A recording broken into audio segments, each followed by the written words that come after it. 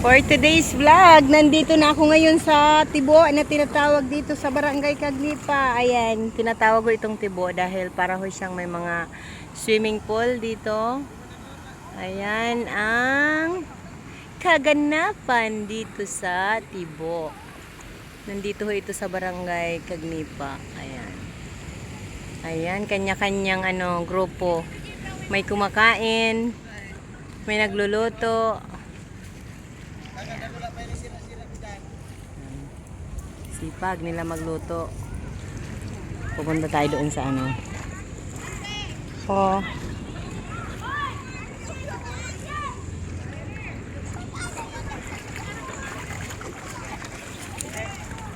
Tingnan nyo ang parang swimming pool na ito. Oh, may mga isda.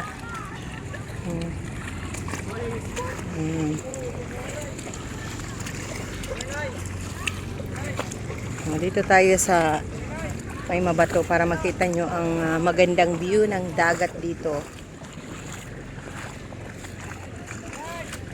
Kung gusto nyong pumunta dito, kontakin nyo lang ako. Char.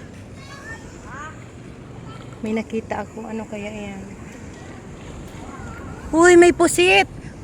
Kuya, ay Uy, may kulam, ay may octopus! Uy, may octopus! Huni! Huni, dali! Dali! May octopus! Uy, Uy, yan, dali! May octopus, ayan yan! Ngagat? Iyo, may octopus! Ha? Ganda na? Ha?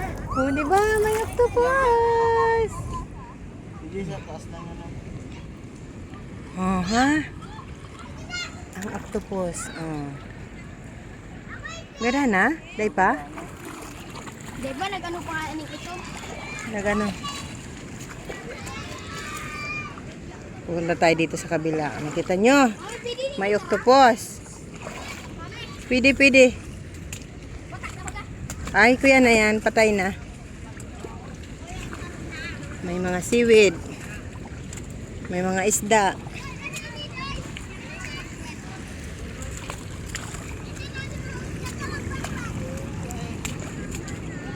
Ayan, oh.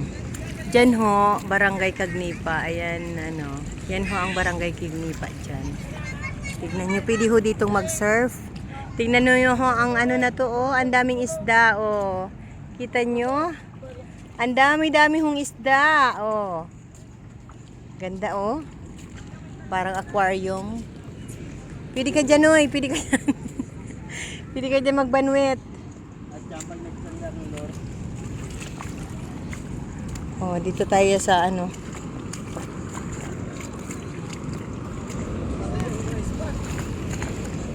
Gayunon.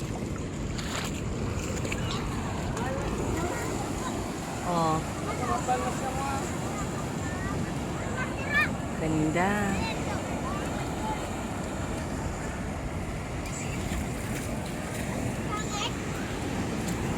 Sa view pa lang, solve ka na. Ayan, oh. Ayan po, ang ganda, oh.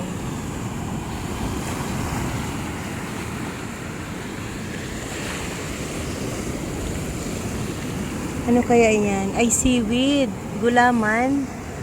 Ayan, gulaman. Ganda, oh. Pamusianig din, oy. Pwede man yan? Pwede.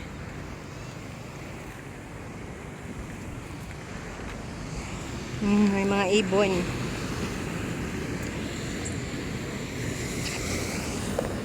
Tingnan natin kung anong mayroon dyan sa kabila.